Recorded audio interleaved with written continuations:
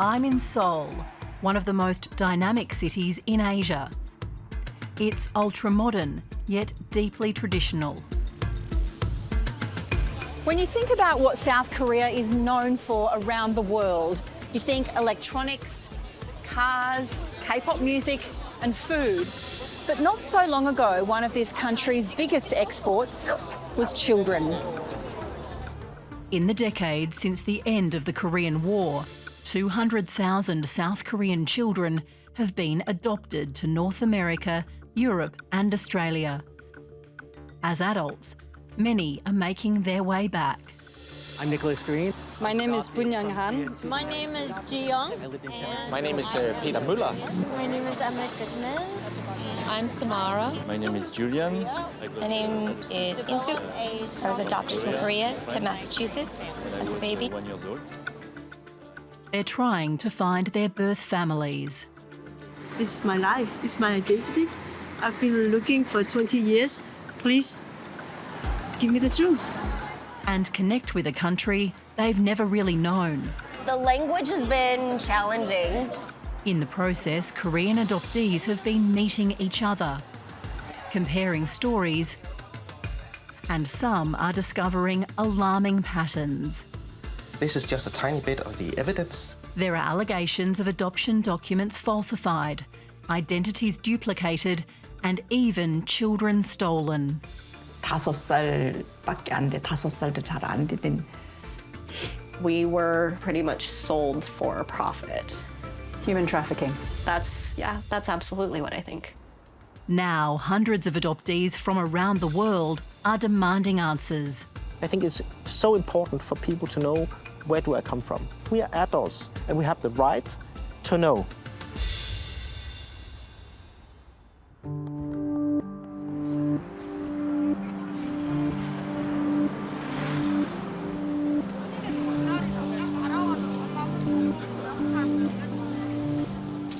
At the busy Gwangjang market in the centre of Seoul, Mary Bowers is just another face in the crowd, and that's the way she likes it. How do you find living here compared with the United States? It's easier. Okay. It's much easier. Coming back to Korea, everybody looks like me. Like my entire body has relaxed. Mary was adopted to America in 1982 as a baby. In 2020, she wondered what it would be like to live in South Korea, so she took the plunge and moved to Seoul. What's your favourite thing about Korea so far? This sounds incredibly strange. My credit card. because it was the first thing that I had that had my name, like my Korean name, that was not an adoption paper. It's tangible. So every time you use that credit card, do you have a sense of, this is me? Yes. Yeah, until I get the bill, and then I'm like, I don't know if I'm sure it's me anymore. But I think we all feel like that.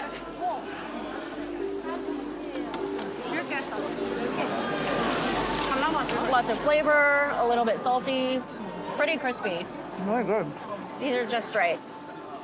Mary's adoptive parents were told that her birth mother was too poor to raise her.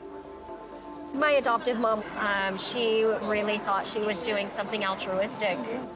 But once in Seoul, Mary tried to find out more information from her adoption agency, and what she was told did not add up. The story that my adoptive parents were given was completely false. How do you know that? Because in my adoption papers, there's conflicting information. So all of the paperwork that was required by U.S. immigration classifies me as an orphan. No record of my parents, but also in that same file, in the English translation, there are 2 people identified as my parents. Mary went to her adoption agency, Eastern Social Welfare Society, several times for an explanation, but they've never been able to provide one. I thought that I had the pieces. I really thought I had all the pieces. So then to find out, wait a minute, none of that was ever true, not only do I have to undo a lot of the puzzle that I made, now I have to find the pieces that actually belong there.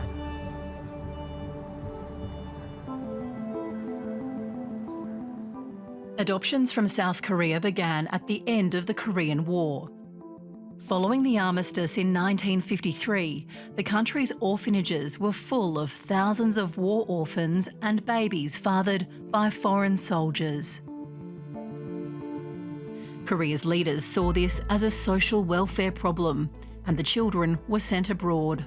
12 orphans are leaving for adoption in the U.S., their benefactor Harry Holt of Oregon.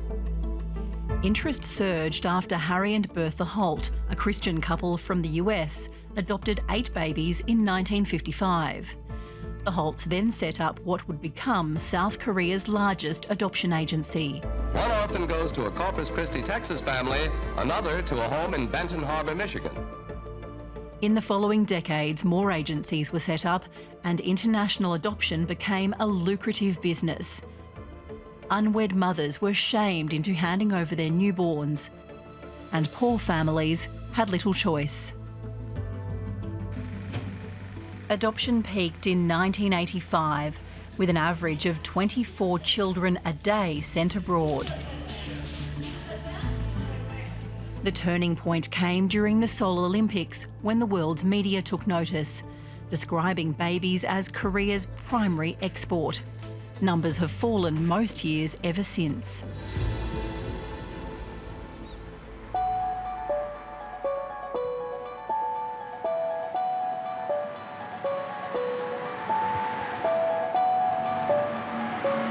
Many people ask me, why do you go to Korea? I came here both for the birth search, but mainly for the learning the Korean culture, just to be here, have a daily life. On a Saturday morning on the outskirts of Seoul, Danish adoptee Anne Anderson has come to her Korean drumming class. Anne was adopted to Denmark as a 2-year-old in 1970, but moved back here a year ago. What if I had stayed in Korea? What kind of life would I have had? And I can see now that, yeah, this is maybe the kind of life I would have had.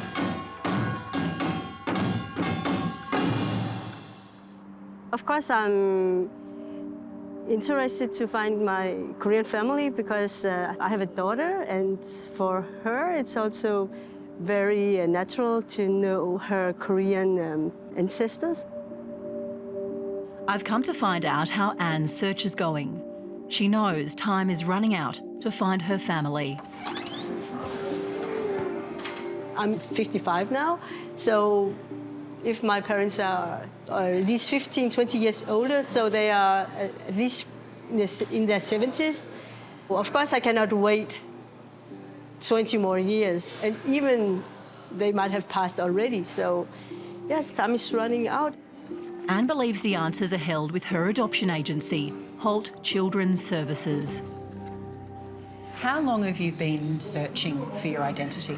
Yeah, so this May I have been searching 20 years. My first travel to Korea was in 2004, and I went to Holt agency, and they didn't give me any information. How many times have you tried? I went to the Holt office, I think 5 or 6 times, maybe 7, and they always said, your file is empty, because my adoption file says no record for mother and father's name. So they always just refer, it's empty. Did they find me on the street? If they did, then the police should have made a lot of documentation. If I was relinquished, then the father and mother should sign papers. If this was a legal adoption, they should have those documents, but there's no paper. So did the child just fall down from the heaven? Holt still has a large presence in South Korea. Anne had pretty much given up on getting any more information out of her adoption agency, but she asked if we could try on her behalf one last time.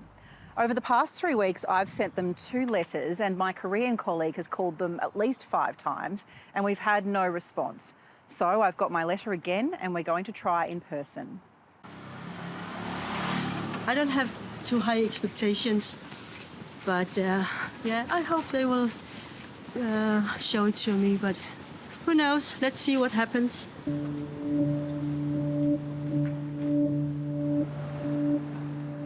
Inside, staff won't show Anne her file today, but say she can come back tomorrow. They tell me I won't be allowed to join her because I'm a journalist, and they won't do an interview. That was very important that it should be today, not tomorrow, because tomorrow they will just take out the important stuff. That's why we had to do it today. I've been there 6 times before like this, and they prepare exactly what they want to show. No, it's just a waste of time, their time, our time. It's ridiculous. You fucking don't do anything for us.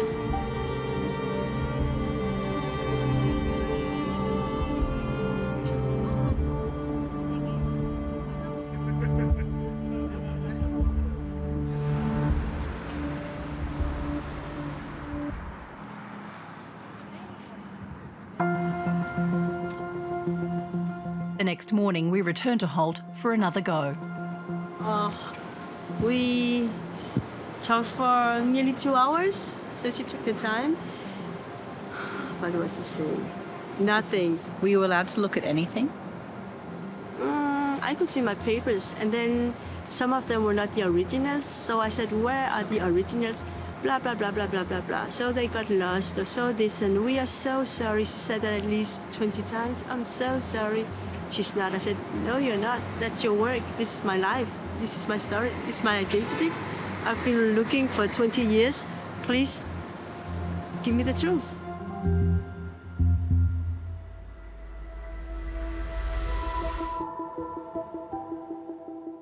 As adults, many adoptees seek each other out.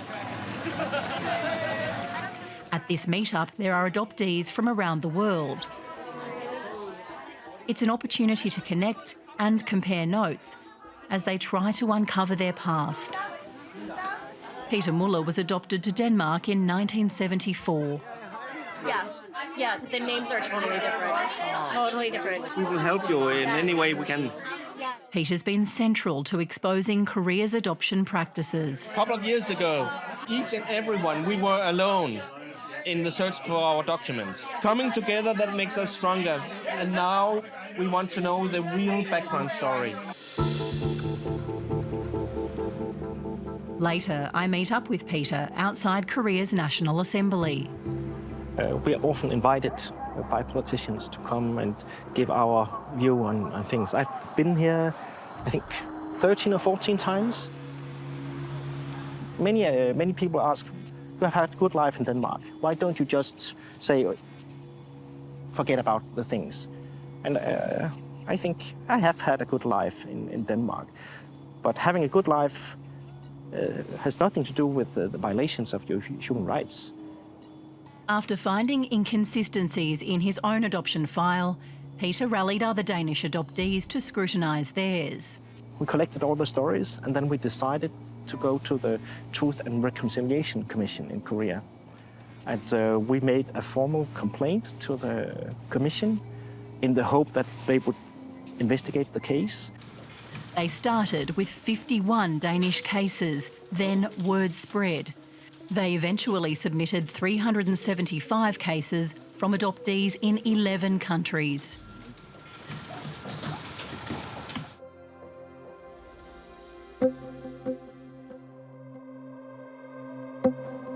In the hills behind downtown Seoul, Peter Muller works from the offices of adoptee NGO Co-Root.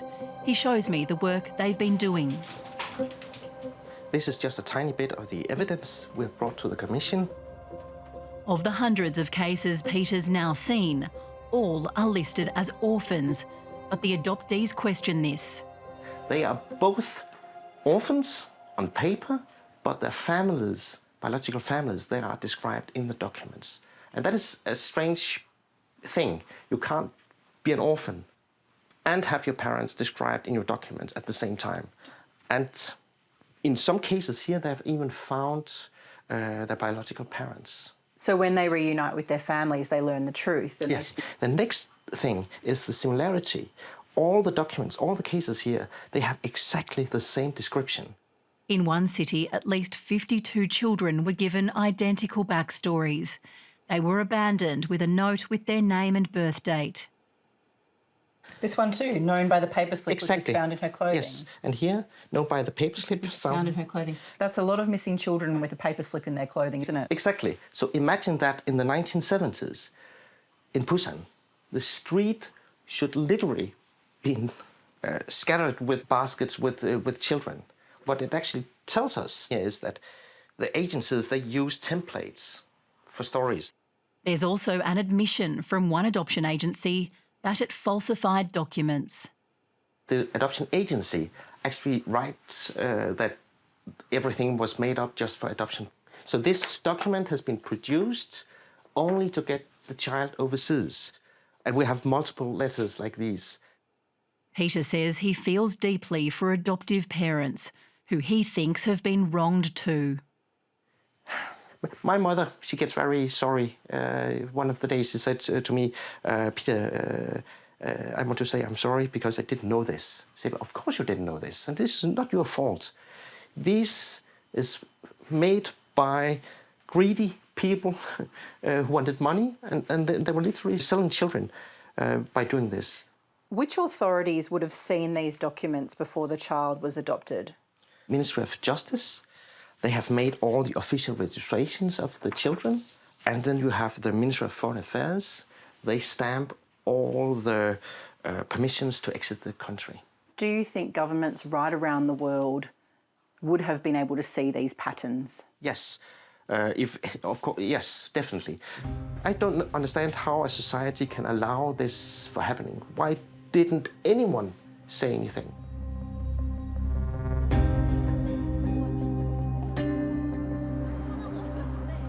South Korea's Truth and Reconciliation Commission is tasked with investigating historical human rights violations in this country. It's heard the adoptees' voices and has taken on their cases. Amy Jung is lead investigator for the team looking into adoptions. 때문에 아무래도 저희도 지금 많이 부담을 느끼고 있는 실정인데요. 하지만 이 부담들이 부담으로 다가오지 않고 이제 저희는 조금 더 책임감을 가지고 이 조사를 정말 신중하게 임해야겠다는 생각을 하고 있습니다. Have the adoption agencies been cooperating with you? 지금까지는 아무래도 그 미디어나 이런 영향 때문에 그 협조를 안 할 수가 없고 그리고 저희가 이제 요청을 했을 때 좀 많이 망설여지는 부분도 있었지만 저희에게 흔쾌히 협조를 해주시고 이제 The Commission has until next year to deliver its findings. 저희가 이제 책임이 있다고 생각되는 책임의 소지가 있다고 생각되는 정부 기관이나 그런 입양 기관이나 이런 것들에게 저희가 제언을 하게 됩니다. 그래서 저희가 그 조사를 마치고 나서 저희 결과를 가지고 과거에 어떤 일이 있었고 어떤 인권 침해가 일어났고 Foreign Correspondent made several requests for interviews with Holt and Easton, but we received no responses. The government said it's awaiting the Commission's findings and has begun to amend adoption laws.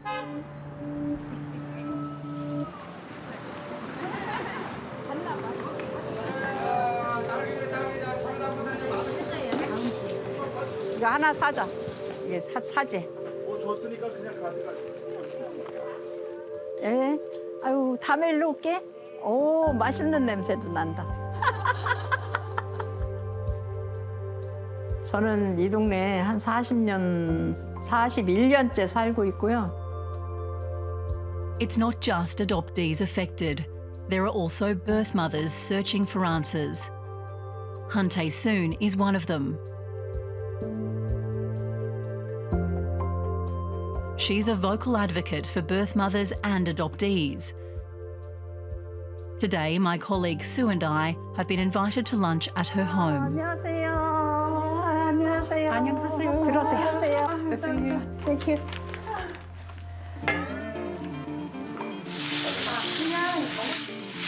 1, 2, 3, 4, 5, 6, 7, 8, 9, 10, 11, 12, 13 different dishes. More? 조금 할래. 이게 누구 초대하기가 그래서 내가 힘이 들어. Smells so good. Let's go. Eating. Over lunch, our conversation turns to family. How many children do you have? 자녀는 몇 분이세요? 3명. 큰애는 미국 사는데 걔는 잃어버렸다 찾았어요. 그 44년 만에. On May the 9th, 1975, Han Tae-soon's daughter disappeared from the front yard of their home. 그랬는데 저렇게 애를 훔쳐다가 멀리 갖다 놨으니까 애가 얼마나 엄마를 찾고 살았겠어. 그 생각만 하면 아주 내가 그냥 너무 속상해. How long did you look for her? 44년 동안. 44 years? You never stopped looking? 안도 하루 1분 1초도 머릿속에서 난 걔를 잃어버린 적이 없어.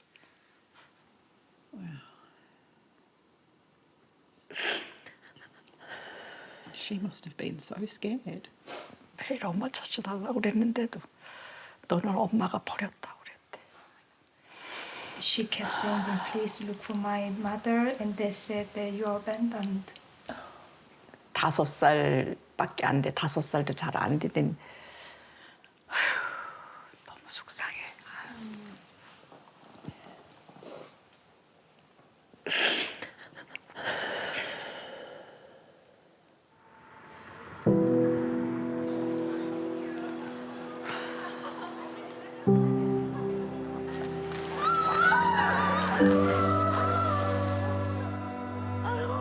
They finally reunited in 2019, thanks to a DNA match.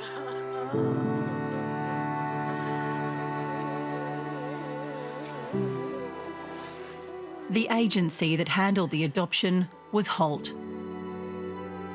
Han Tae-soon is now taking legal action against Holt and the government.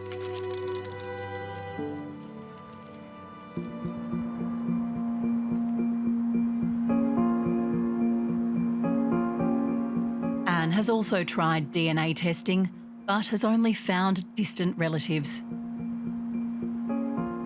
Today, we're joining her as she tries something new, an appeal on a Korean radio show. I hope that somebody from my family will recognize me or recognize my story. 안녕하십니까? 반갑습니다. 안녕하십니까? 저는 해외 입양 덴마크에서는 Anne is going on the air with Professor Lee Gon-soo, a former Missing Persons Unit detective who's taking a look at her case. 아마 대전 근교에 68년도의 아이를 맡겼거나 또 The only thing we can rely on is DNA. So we need the Koreans to make DNA tests because we cannot rely on the papers. We cannot rely on the agencies. But her strongest message is for her family. I would like to say to them that I'm sad that I was sent abroad to Denmark, but I'm not angry. But I don't know if they gave me up or if I was kidnapped, or I don't know my story. So I think it's heartbreaking not to be 50 years and not know.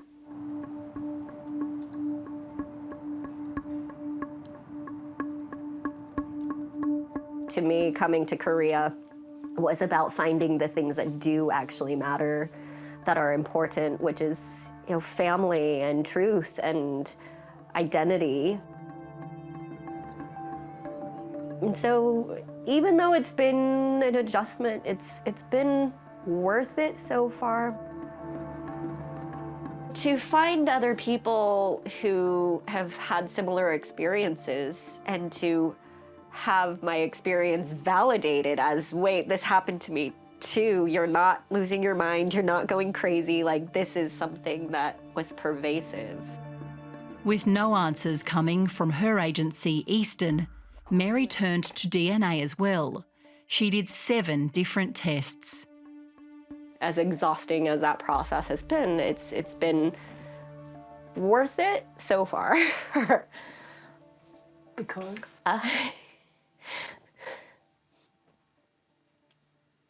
So, after all of that, I found my baby brother. The DNA testing led you to a brother. A 100% DNA match. So we are not half siblings, we have exactly the same parents. Yeah. Hey! Chase was also adopted to America as a baby. They met over a video call last year and now chat regularly. What have you been up to? How's work? Been playing some online games with friends. Check this out. I got the side-by-sides, but they rotate. They've compared documents and found even more discrepancies. His story we know is 100% false, or I would not exist. The story his adoptive parents were given was that he was abandoned also by a single mother who did not even know who our father was. She apparently went to a bar, according to his documents. I am 23 years older than my brother. That is a very long one-night stand. It's not possible. What's your theory? I think maybe initially, the years immediately after the Korean War, there may have been humanitarian need for children to find families. But as time went on, the adoption agencies found there was significant money that people were willing to pay to adopt a child. And so we were pretty much sold for profit. Human trafficking. That's absolutely what I think. Yes.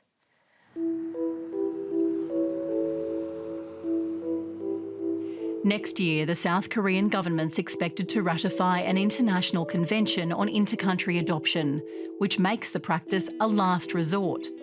Any cases would be managed by government, not private adoption agencies. Adoptee advocates hope the Truth and Reconciliation Commission will lead to more change. I would hope to see historical acknowledgement of what happened, an official apology from the government, and then some kind of restitution for what happened. There's a strong feeling among adoptees in Denmark, all over the world, that now we are adults. So we will try to do for Korean children today what no one did for us. So I hope that the commission investigation will lead to a stop for adoptions from South Korea.